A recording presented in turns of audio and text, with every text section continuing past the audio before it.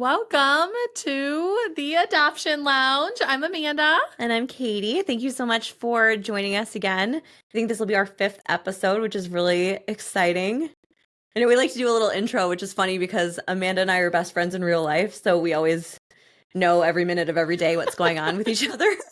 But I will say, we both got our hair done this week. We did. You probably noticed, all of our loyal fans. I know. That we have different hair. We're coming to you with different hair. Amanda, you fall look vibes. Beautiful. Yes. You look beautiful. We can start fall now. We're ready. And I would like to point out that our producer, Jordan, did notice not notice.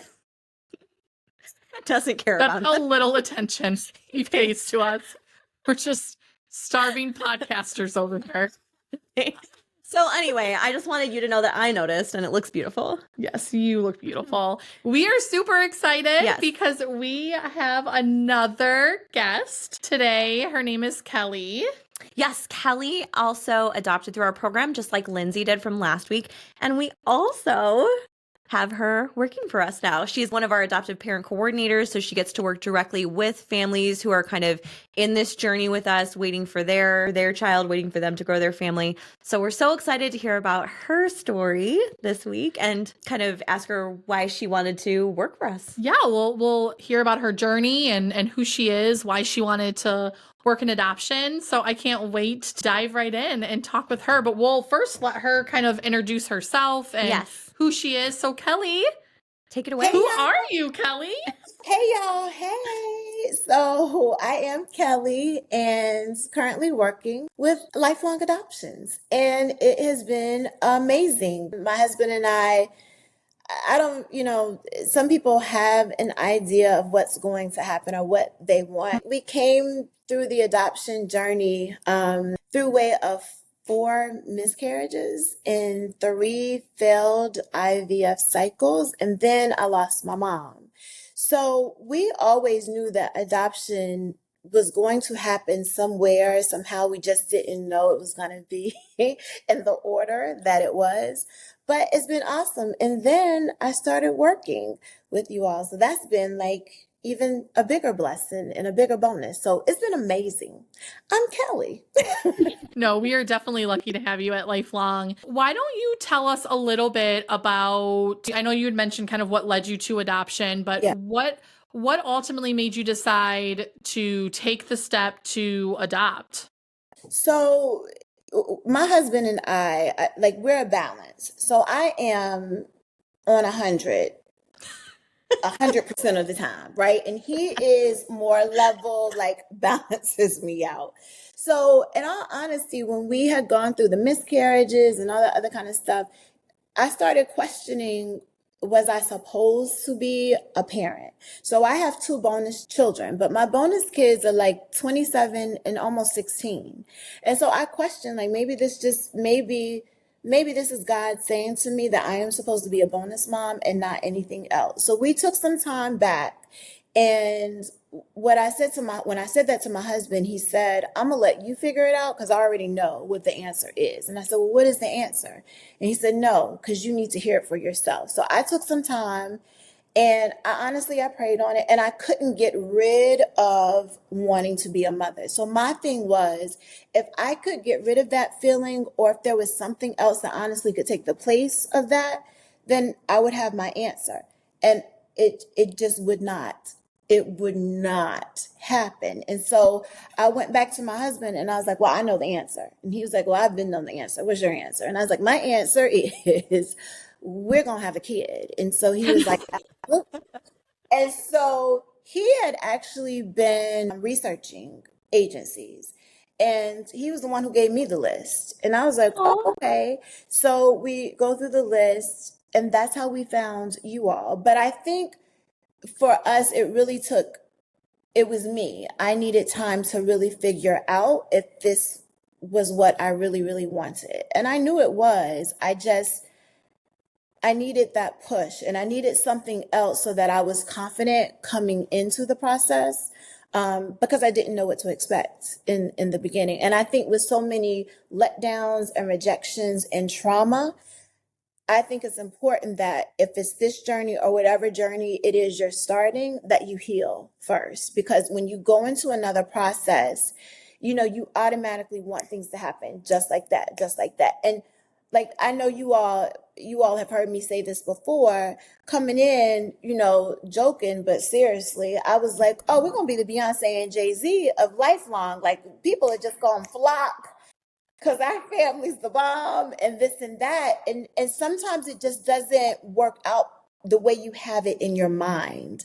But I think when individuals start to let go of how they think it's supposed to work and how they think it's supposed to happen, then that's when the shift comes. So we found you all, and it started from there. We felt comfortable with you all. We felt, my background is diversity, equity, and inclusion.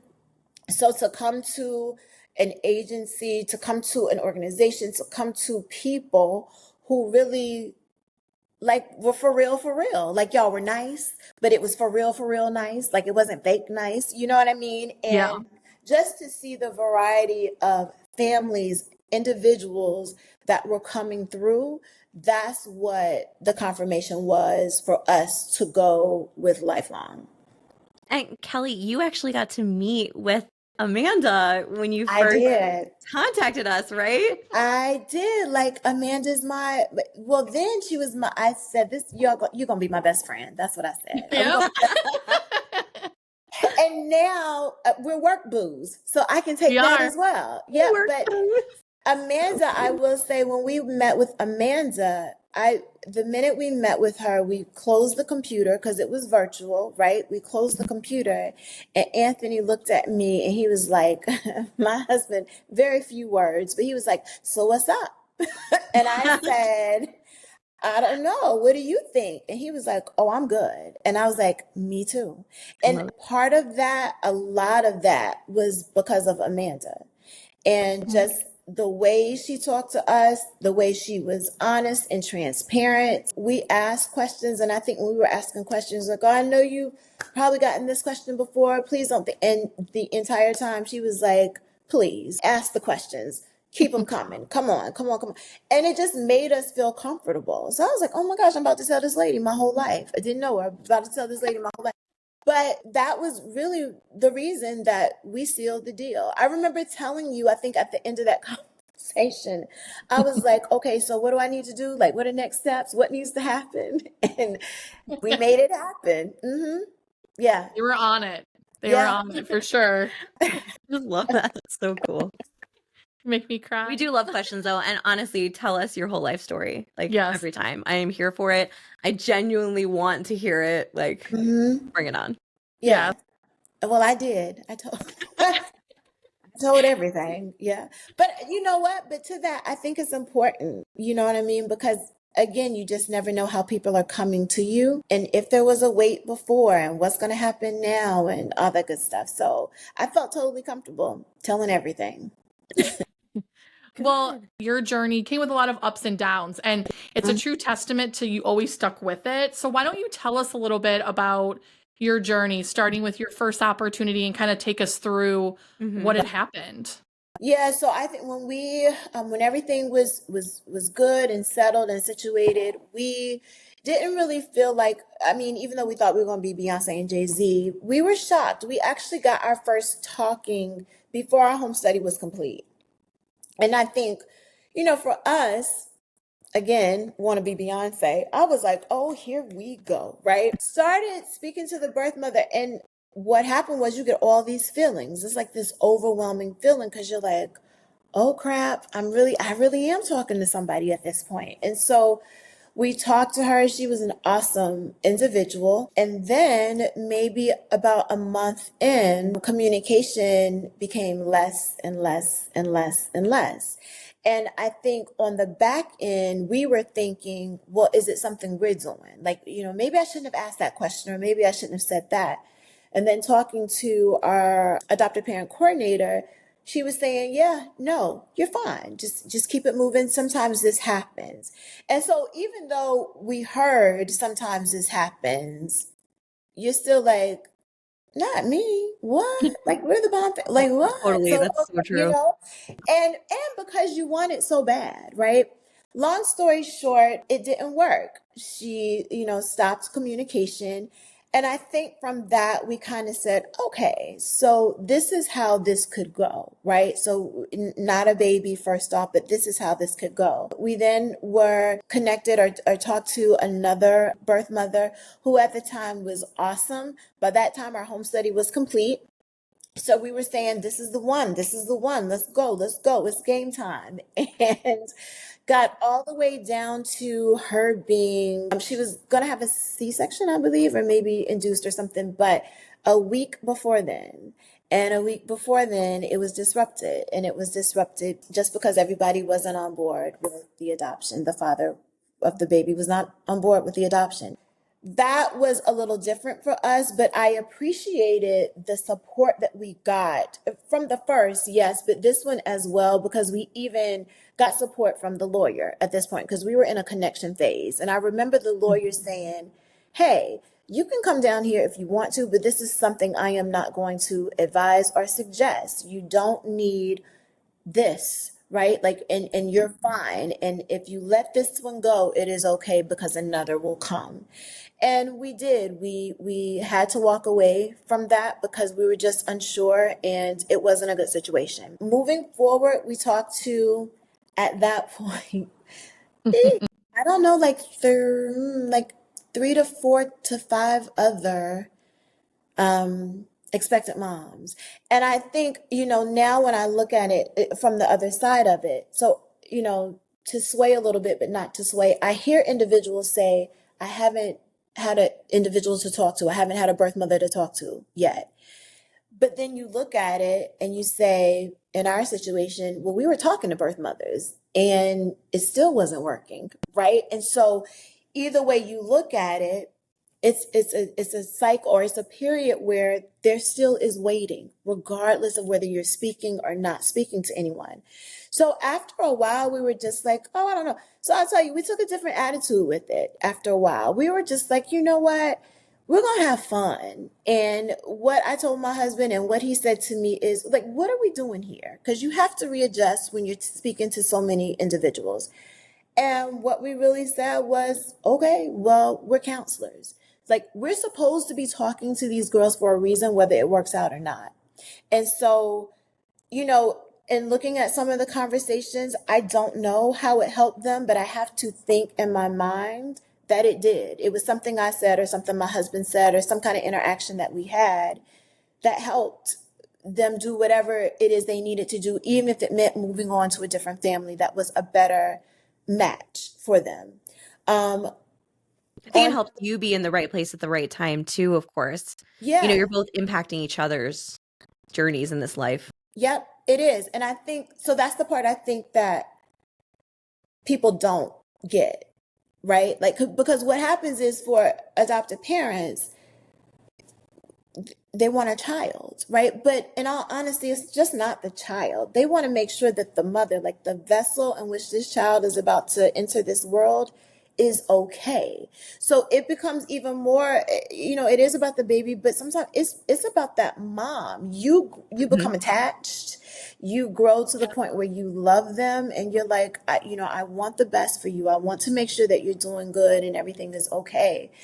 Later on, we got connected to an individual. We were sitting here. We both took the day off. We were just fooling around, eating what we wanted to eat, we love to eat.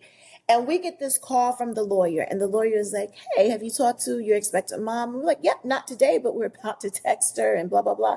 And she said, well, you can't. And I said, like, what's going on? She's in the hospital. She's about to deliver. And my husband and I looked at each other like, what? And so we packed our bags. I know, right? We packed our bags and we left and we went to that state. I was actually in the delivery room. I saw not only that baby being born, I've never seen a baby being born before, ever, ever, ever, ever, ever. So I got to experience being in the delivery room.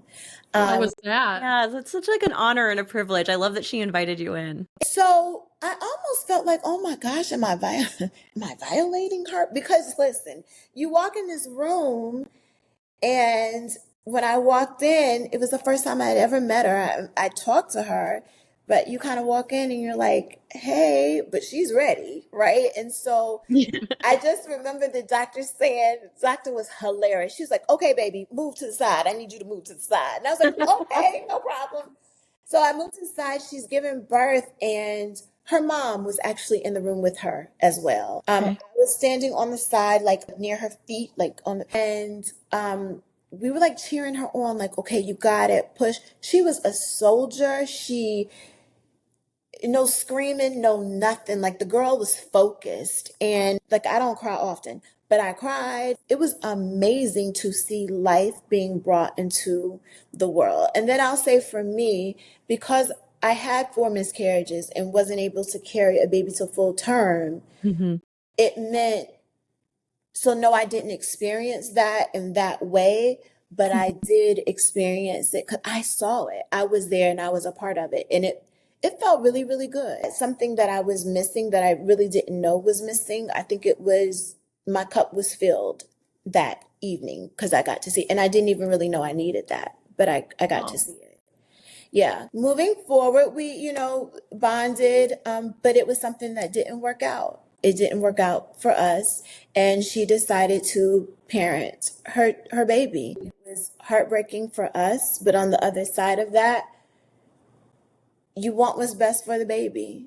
And if she says, I'm going to parent or I am going to try to parent, I am nobody to get in the way of that. And it's a hard pill to swallow, though, right? It's a hard pill to swallow. I think it's the thing that our adoptive parents are probably the most They're the afraid of. most scared of. Yeah. Yeah. But here's the deal with that. I would never, you all know I don't like sugarcoat. I'm pretty transparent, right? When I tell you, I hate that we and others have had to experience it, but at the same time, I'm so thankful because it allows you to know, first and foremost, you're not in control of anything, right? Like, and I think that's people need to understand you're not in control of this process, right? And when it happens is when it's going to happen. There's nothing Mhm. I can do. There's nothing Katie or Amanda or anybody else can do. It's going to happen when it's going to happen. Mm-hmm. And that disruption allowed me to know I can love and also allowed me to know I'm supposed to be a mama.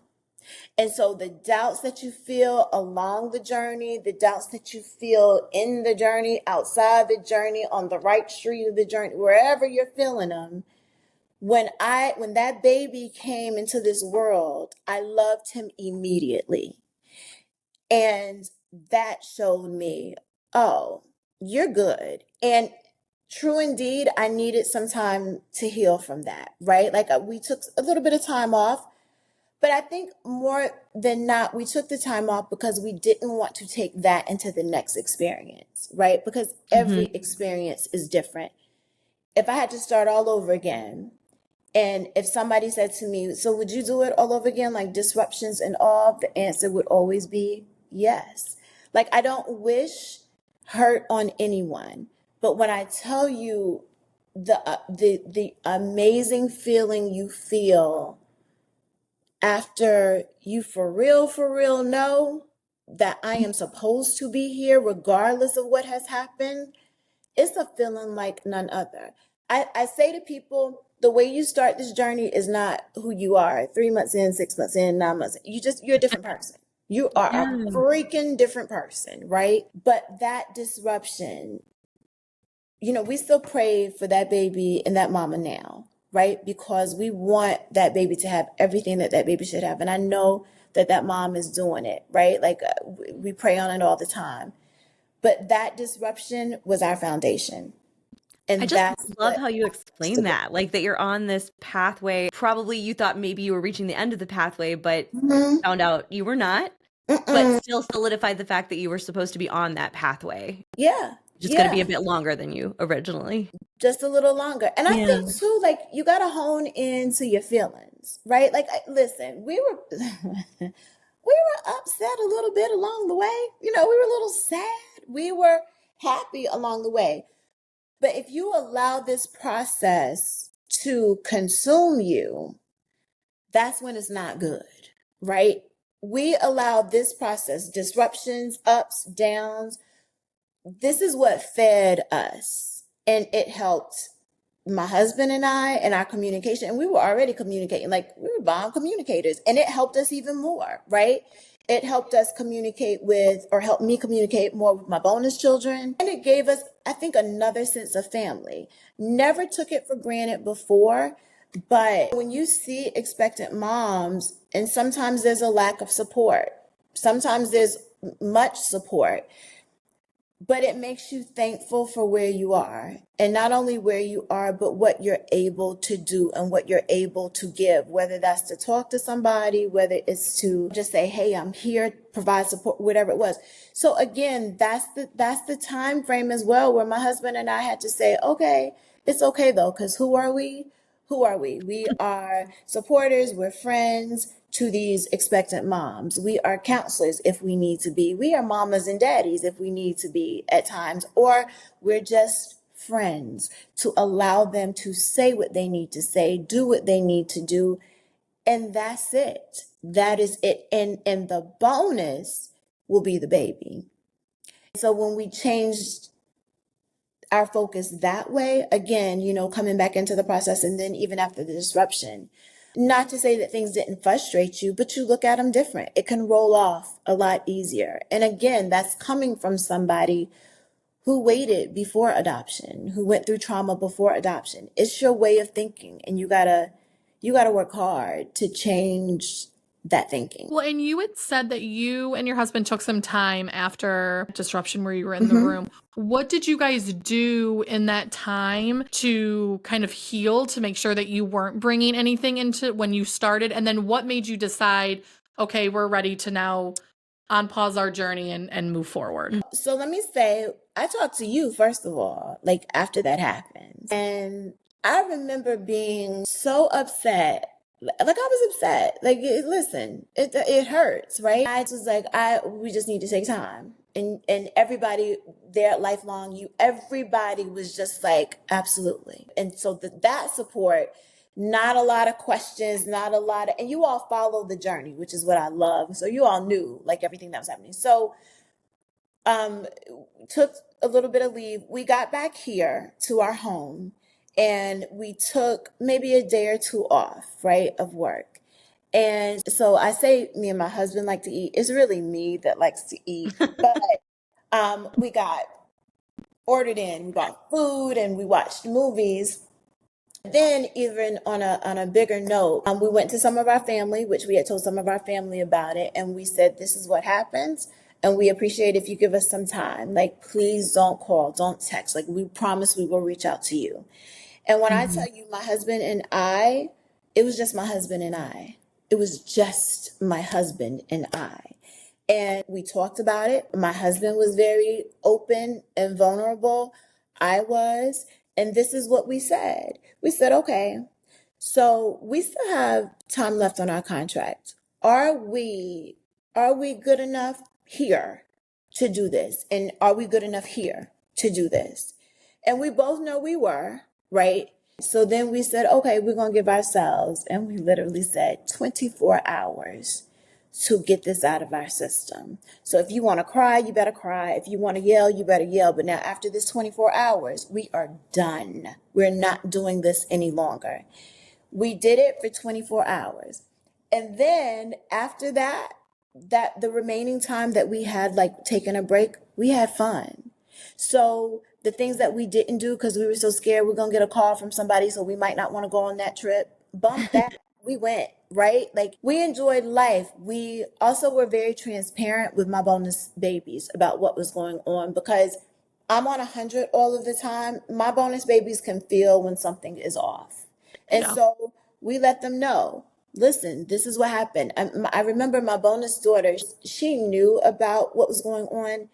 My biggest concern was her, because she was crying like, so does that mean I don't have a brother? And you're kind of like, holy crap. You know what I mean? So then we focused on them. We had fun. And Here's the thing that my husband and I said. And some people might say, oh, well, she had bonus children, so it was okay. She still had children. No, no, no, no, no, no, no, no, no. I always say, you never invalidate somebody's journey. I do have bonus children, but they have a mom who I love dearly, their mother. They will never call me mommy. So they are my bonus, right? And that is not the same as having a child, even though I love them like I had them. But what my husband and I said is, we're going back in this and we're going to see what happens. If we come out and there is no baby, then we will figure out what we need to do after then. But what we're not going to do is get upset. It is what it is. We know it is supposed to happen, and it's going to happen when it's supposed to. We came back in 3 months later and we were ready again. And we started talking to people. How long from your disruption to reactivating, and then did you get to actually meet your child? So disruption was in March, I think. And then we actually met our birth mother in October. She delivered December 24th. Oh my goodness. I love that. I love that. We were on a plane Christmas Eve. That's when I got to meet my son. It was freaking amazing. It was amazing. It's amazing. It was amazing. Tell me everything. It was almost like, oh, we're gonna do this for real. We came back in the game. We talked to a couple of people. It didn't work out, but we were okay with it. We were about to start a video. So our adoptive parent coordinator was like, Kelli, stop playing already. Just do this video. And we were like, oh my gosh, okay, we're gonna do the video. So we started working on it. Adoptive parent coordinator called me and she was like, hey, I got somebody who wants to, talk to you. And I was like, oh, great, cool, send them on over. Let's see. Started talking to her, awesome person, and we connected. Everything was good. She said she wanted to move forward, and we were kind of like, well, okay, we'll see. Okay, right. But it happened. When we got the call that she was on her way to the hospital, she was the one who called us and said, I think I'm in labor. And we were like, yeah, no, you're not. She's like, yeah. I was like, you sure, girl? It's Christmas Eve. You sure? And she was like, yeah, I think I am. She was like, and she said, I remember she said, can you get here?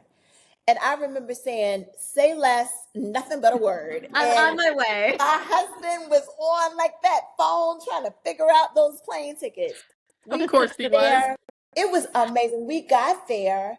Again, the first time we'd met her, and biological father was in the picture as well. I remember we walked in and he had just been born. He was laying there and I was just like, oh my gosh, he's so tiny, he's so small. And she said, yeah. The nurse came in immediately after this. And this is when I said to myself, oh my goodness. Nurse came in immediately after we came in and they couldn't get his temperature the way it needed to be. And so I remember her saying, we need to do skin to skin. We had just gotten there. And so I kind of looked at my husband. I did like this, like on the side, like, uh-oh, skin to skin was, uh-oh, like that, right? And so I kind of stepped back because at that point, listen, things are not, he's just here. He just got here. And I remember she looked and the nurse said, so who's gonna, and I'm looking at the nurse like, oh, so awkward, right? Because I didn't know. So she said, so who's gonna, and birth mother looked and she said, his mom. And I was like, just got holy chills. crap. I She have said his Yeah, mom. like all through my body. Like, She did. How She did said that his feel mom. to hear that for the first time? Unreal. And so my husband was like, girl, calm down. I was like, I'm already at 100 and now I am exceeding that. He was like, calm down. And I was like, okay. But when she said it, I was like, oh my gosh, like, I'm his mom. Like, I'm his mom. Like, I'm his mom.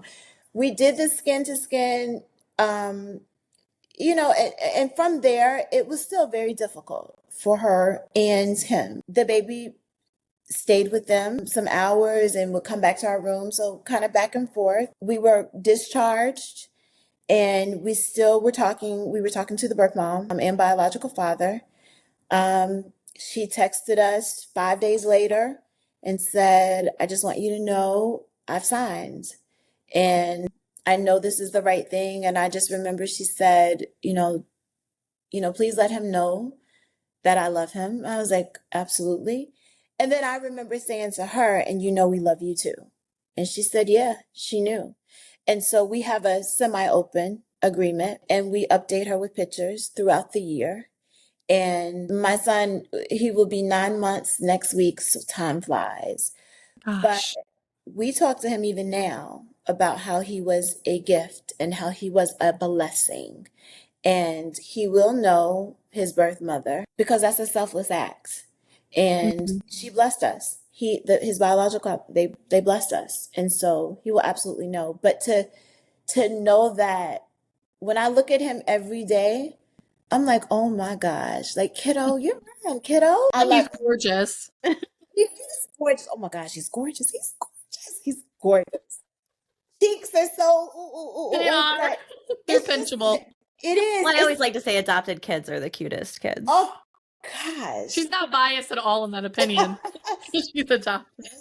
It's factual. So, Kelli, I have a question for you. So, Yeah. since you had two opportunities, one that obviously went through and was successful, and one that got really, really close, looking back, did the one that worked out, did that feel different? Yeah. So, and I can't describe to you the feeling, right? But the minute I held him, there was no doubt in my mind. There was it's weird. It's weird. Even with the disruption before, it's something in the back of your mind. And so even though we loved him, there was a little bit of uncertainty about about everything, right? Like it wasn't him, it wasn't her, just I don't know. When I held my son, I knew. I knew, and I don't know how I knew, but it's that feeling like I will say too, I think with the birth mother, we all had great conversation and communication and connection. I will say to you though, in talking to her, there were things that maybe I didn't ask other individuals because I was scared. I was scared. I was like, I'm not going to ask certain questions. I don't want them to. But for her, I was just like, you know what? If I'm really taking this role as a supporter and guider, then I need to know what's going on. And so we asked questions and we had conversation and we respected each other. And again, not to say that that didn't happen before because it did, but there were certain things that I didn't ask other individuals that I said, I don't have anything to lose, right? Like we are these supporters, we're these guiders. And so that's what we want to do. And so our communication was a little different, but it's a feeling, it's just a feeling. And it felt different. It felt unreal, but it felt different. I can't explain it. We hear that actually from a lot of families We do. that adopt, and I always think that's really neat because, Amanda, I've heard you equate it to this, like when you're dating somebody, you sometimes don't always know until you meet the one that different kind of feeling is. Yeah, I mean, whatever kind of love it is. I mean, best friend love too, right, Manny? Yeah. Yes. Well, I mean, you went into every opportunity, I'm sure, with openness and love. Oh, and, yeah. and obviously hopefulness that it's going to work out. And sometimes even in the moment when you're going through it, you may not realize until you've now experienced something that was meant to be. And that's why I always tell families, everything may be uncertain right now, but I promise you, when you're holding your baby for the first time, you will understand why it didn't work out. So even though you went through a disruption that was so difficult and it even caused you guys to take a little bit of a pause, it's like with dating, you would go over all those heartbreaks all over again if it meant you could end up with your husband, right? So it probably feels that way now because I know you had said you would do adoption again for sure. Oh, I would. And I feel like, and what I have said before, that wasn't my baby. It wasn't. I was supposed to give that baby, my husband and I both, what we gave him for the time we gave it to him. But he wasn't ours. He wasn't ours. was different. I also believe that, I mentioned, I lost my mom before coming into the process. There was something that said to me the entire way, your mom has her hand on this. Like I knew my mom had her hand on this. And I don't know how I knew, but I knew, especially when he got here. Like I would look at him as even like a tiny, tiny, tiny baby. And he would do this thing where they would laugh, like in their sleep, eyes closed, laughing at everything. Oh, I remember saying to him, tell mommy I said hi, because I just felt that that was her whispering to him everything was good. You know what I mean? And that's so so special. yeah, I truly believe it. But and again, when disruptions happen, it's not a bad thing. It's not a bad thing because a mother or father is saying, I'm stepping up and I'm going to do this, right? Because for whatever reason, maybe they thought they couldn't before. So that baby is going to receive love, whether it's from you or that mom and that dad. So when you really think about it, yeah, your feelings are hurt. And yes, I'm not taking anything away from that hurt, not taking anything away from that at all. But if we're really looking at, it's about the baby. It's not about us. It's about that Yes. child. And so if that child is going to get what that child needs to get, you got to figure out what you need to do to pick yourself up. And I'm not saying it like it's a snap of the fingers and it's going to be so easy. But if this is the journey that you want to be on for motherhood or fatherhood or whatever it is, knowing that there are going to be obstacles, you got to dust yourself off and you got to get back in the game. You cannot win if you're not in the freaking game. And I so if love that. that means you got to take some time off, you need to readjust, then do that. If you come and you go in head on, then do that too. But just know that that disruption, that wasn't your child, and it was setting you up for what is to come in the future. Your baby that's coming to you. So I you love that you said that, Kelli, because I've said to families when I was an adoptive parent coordinator, I would say if they were thinking about whether or not they wanted to continue or whether or not they wanted to say yes to an opportunity, and I always would tell them, Mhm. listen, I can't tell you, I don't have a crystal ball. I can't tell you this Right. opportunity is going to work out or when you're going to adopt, but I can tell you that there is a 100% chance that Mhm. you will not become parents if you don't say yes to opportunities, if you don't That's right. talk to expectant moms, and if you Mhm. don't keep pushing forward as hard as Yeah. it is. Yeah. And I think, like, you really think about it, you look at expectant moms, right? And they have an idea in their mind, I'm sure, about what they want things to look like, right? Oh, And yeah. so sometimes it's good, sometimes because you never really know what's right. Like we have an idea in my mind, like I have an idea I want to be Beyonce, right? But at the end of the day, that might not be the best thing for me, right? Like I don't I know, think we're but manifesting that. I'm on board for that. I feel like you give Beyonce vibes. I Yeah. thought that when I first met you. I was like, wait, is this Beyonce or Kelli? I Oh, heard you why I sing love your little y'all. mic test Oh, earlier. nobody else gets to hear that. But when you were Yeah. when you gave out a little belt, I was like, oh, okay. You didn't hear us. Okay, We were both P. like, that's why I hell. love y'all. That's why I love y'all. I love y'all. Oh, I think we started our talk before we started recording, and I was like, well, we are forming a singing group. Yep. Coming soon. So you This is a musical podcast, and she was like, yes, on board. Yes. support for anything always. And I I love believe yes people. that attitude is, I think, why you did so well in your journey. Yeah. Well, because you gotta listen again. It's not that it's not hard, but I think you just weren't gonna tell me. I think I told you all this. Like you weren't gonna tell me I wasn't gonna be a mother.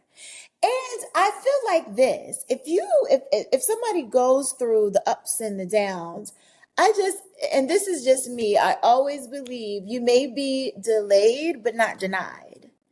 And so I think it's the delay, I right? love And that. so Yeah.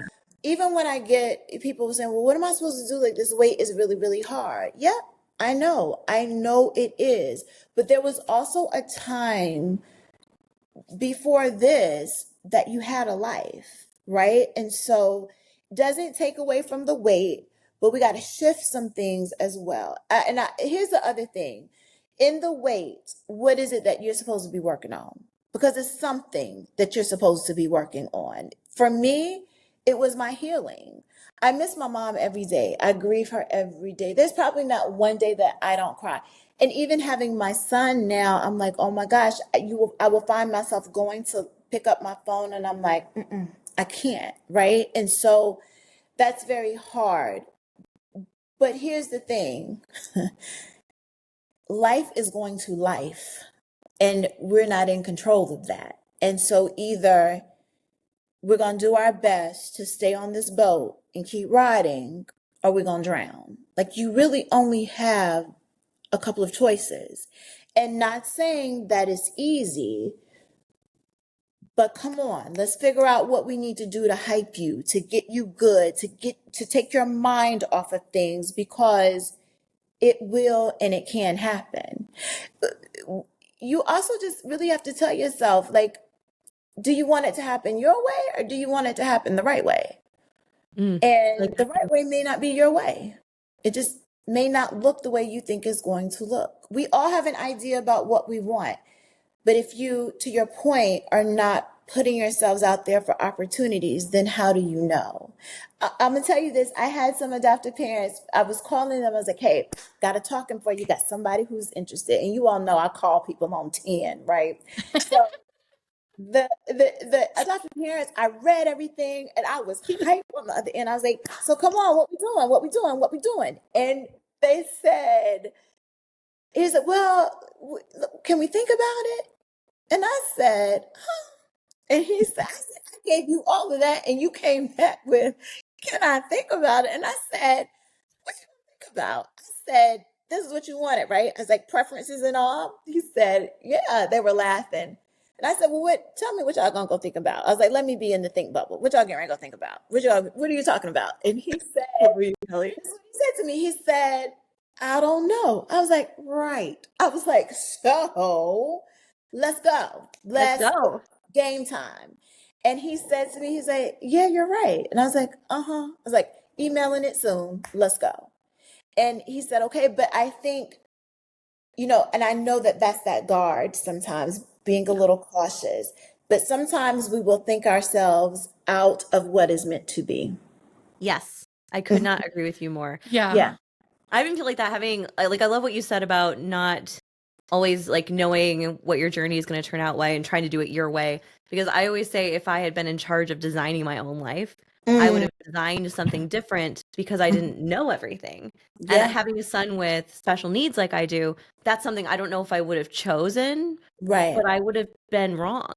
I'm so happy that I didn't get to decide and it turned out that way, because that's just, I mean, the happiest ever. So I feel like that's such a lovely thing. No, it's true. It's very true. And it's us getting out of ourselves and out of our own minds and letting go. And that's probably one of the hardest things for people, myself included, to do, is just let go and take your hand off the wheel. It's okay. And I think it's hard for folks to do. I know it's hard for folks to do. But I think, again, if it's what you want, I'm proof, along with many others, that it can happen. I never say, like, how people say, oh, it's light at the end of the tunnel. Like, I never say that, because I always feel like, well, I don't want to get to the end of the tunnel, because at the end of the tunnel, that means it's over, right? I don't want this ride to be over. So I always say there's going to be some light that's going to illuminate your path, right? And there could be some steps where you take where you're totally blinded. You can't see what's in front of you.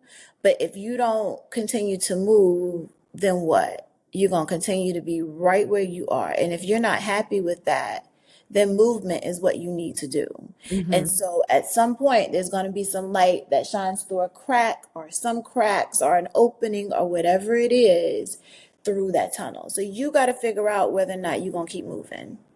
And I think we just had that in our mind. You just weren't going to tell me at some point. You know what I mean? So, you just got to keep moving. Your advice and obviously your perspective and your journey is all why it's so great to have you on as part of our team, because our adoptive parents could not be luckier to be able to pick up the phone and get to talk with you, because I think just your whole vibe, you know, like you even said when you were talking with that adoptive parent, like, let's go, let me be in the think bubble with you. And but what made you want to be an adoptive parent coordinator? What kind of were you looking forward to getting to do in working for Lifelong? You all changed my life.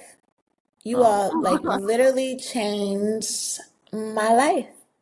And it was a part of my life that is super important to me. My family is my everything. I don't have anything else but my family. My family is my everything. And so the feeling that I had, even throughout the journey, even with the uncertainties, when we got to the process where it was like, yes, mhm. I want to help impact people's lives that way. But not only that, I want to, for individuals who are saying, I don't know, I can't. I want to be there to say, stop, because you can, and you will, and you are, so let's go. Because I've been there. And I've been where you've heard the no's. I've had doctors say to me, you'll never do this and that. You know, even the process of adoption plays with your mind a little bit. I told you before, I was like, I don't, is this really supposed to be what I'm supposed to be doing? And I firmly believe that when you're most defeated, that blessing is on the other side of that door. But a lot of us don't get to it because we take our hand off the doorknob and we walk away. Mm-hmm. I love that. And while I respect individuals that say, no, I'm done, I respect that because maybe you know. And if you know that's good, I'm going to still be here to hype you up, right? With whatever you decide to do, though, right? But, you know, for those individuals who are staying and who want this, and there has been a wait before they started this wait, and nope, I'm going to be there to help change someone's life like you all did for me. And sometimes things fall into your lap and you have no idea what, again, letting go. Had no idea I would do this, but it felt right. And I was compelled to tell y'all, I want to do this too. I want to do this too. Right. And so, but I tell you, it was that ultimate feeling and just the support that you all gave. There was honestly no other option for me. So even if y'all told me no, I was going to find a way.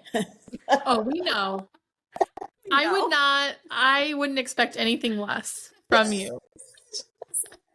But no, and I feel at home. I feel like this is what I'm supposed to be doing. And I think it's different when you're just doing things to be doing them and then you do them because you feel like you're supposed to be doing them. Mm-hmm. It gets tough. Sometimes I think about my adopted parents and their wants and their needs. I pray for them, even if they don't know, but for their strength and for them to keep going and for them to know it's success and it can and will happen. So I feel like I belong here. I feel like this is what I'm supposed to do. You are definitely where you're supposed Yeah. to be. Oh, I'm glad y'all think that. Well, and families, I mean, families talk to me. I hear that they're so happy after talking with you. So Oh, that's good. That's a good it thing. is. That's why I always tell you you're a rock star. Thank you, thank you. Yeah. But I love it. I love it. And again, it's the changing of people's lives. It's amazing. Well, I really enjoyed getting to hear your story. I think everyone's going to enjoy I hope listening to your so. story. Well, we're an open book. My husband says you tell everything. And I'm like, yeah, because it helps people, right? It So does. It it does. does. Yes. So I am just super excited for my family, for the other families, for everybody's family and journey, and honestly, also for these babies that are entering this world and the expectant moms who have like this selfless act of what they're doing. And so it's amazing. And I'm ready for more. So I think this is awesome. Awesome. Well, thank you so much for talking to us today, Kelly. We really appreciate Thank you. you. I I know you appreciate. are busy Yes, we Yeah, won't I'm take getting you away from your from your families. adoptive parents. I know. I'm about to go make some calls now. Well, Aw. you have the best rest of your day. Thank you so much Thank you. for talking with us. I appreciate y'all. All right. Mwah. Bye, Kel. Bye. Okay, She so is just the best. she's like sunshine. Like, right? Yes. I want to like shrink her, put her in my pocket, and take her out on a rainy day. I know. We're so lucky to have her and Lindsay as part of the team. Yes, and we have some other guests in the works too. Yeah. So we're so excited to keep sharing all of these perspectives and journeys and information with you guys. Yeah. So thanks for hanging out with us today. Yes, thank you. Join us next week. Oh, we got to do our Wayne's World thing.